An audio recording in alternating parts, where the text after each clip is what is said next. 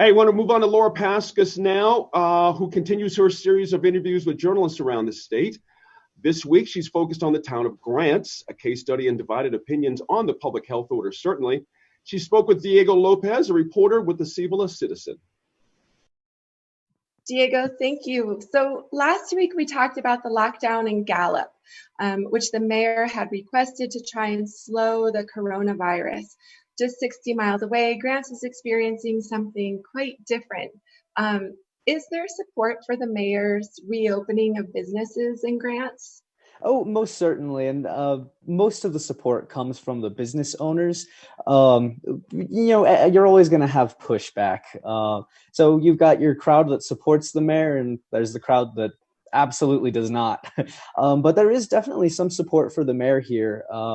But ever since the Supreme Court weighed in and told the mayor that, hey, the city needs to shut down, there haven't been a whole lot of supporters out in the streets like there were the very first day that he reopened. And so did businesses reopen, and are people out and about around town? Oh, most definitely. There were quite a few businesses actually that opened up that day. I'm sure you know the golf course received a citation. And another local business called Papa's Pawn and Gun, they received a $60,000 citation because they never shut down in the first place.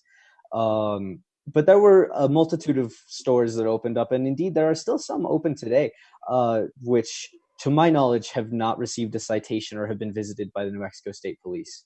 So right now, Cibola County is coming up on about 100 cases, including 15, I believe, in Grants itself. Are you expecting cases to increase, and is there adequate care and testing for the people who need it in the city? Right. So we're very fortunate that here in Cibola County, our hospital, Cibola General Hospital, they were one of the first testing locations in the state. So we're very fortunate about that. Otherwise, we do have testing is very widely available to the people here. We have a lot of prisons in the city of Grants. 3 of them actually, 2 in the city and 1 in the village of Milan, which is right next to the city of Grants. So we're very fortunate. We have a lot of testing that goes on here. Every single one of the employees was tested at the prisons. So there is an active effort to try to keep people safe and healthy here, both on the state and local levels.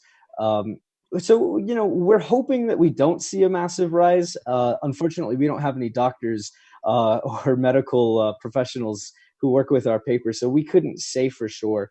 But we don't want to see a rise, most certainly. And under kind of normal circumstances, where do people in Grants do their shopping? Do they have to come into Albuquerque normally, or kind of what's happening in Grants right now? Yeah, so we have some wonderful nonprofits. We're fortunate we have a Main Street organization.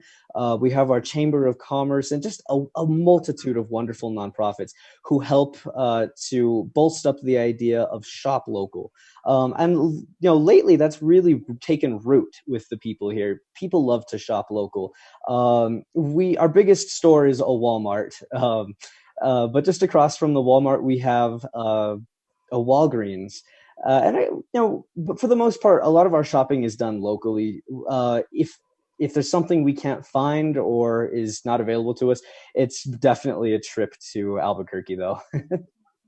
So every community in New Mexico is unique. Are there particular challenges that you see Grants having to deal with in terms of addressing the virus or the public health order that's maybe different from other places in our viewing area? Yeah, so I mean, of course, we already spoke about the mayor a little bit. That was immediately an issue that definitely arose. People not sure whether or not they should follow the governor's stay-at-home order and stay home, or if they should go with the mayor and go out and return to life as normal. They couldn't quite decide, and at this point, it's still a mixed crowd. We do have people who travel to Albuquerque regularly still. So, I mean, life changed drastically for many of our citizens, but for several others, unfortunately, Grants has it's a low economy area. So most of the people who live in this community are essential workers. So whether they want to or not, they have to be out and about and doing their job in the public eye. Right. Well, Diego, thank you so much for continuing to do your job. And I hope that you and your family all stay safe. And thank you. Thank you very much, Laura. And I wish the same to you. Thank you very much for having me.